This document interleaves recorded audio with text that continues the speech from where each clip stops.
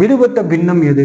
3 பின்னம் கொடுத்துருக்கான், அதுல இடையில ஒண்ணு விடுபட்டு இருக்கு. இது எப்படி கண்டுபிடிக்கலாம்? ஃபர்ஸ்ட் 2 என்ன பண்ணா ஒப்புமை வருதுன்னு பார்க்கணும். இப்ப 4 என்ன போட்டா 9 வரும்? இன்ட்டு 2 + 1. அதே மாதிரி 9 இன்ட்டு 2 + 2 போட்டு பாருங்க.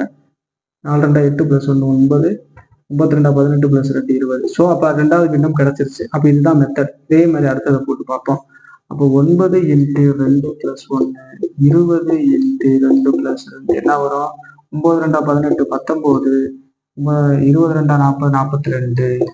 அதே மாதிரி இப்போ 19 42 இன்ட்டு 2 + 1 2 இன்ட்டு 2 + 2 அப்ப 39/86.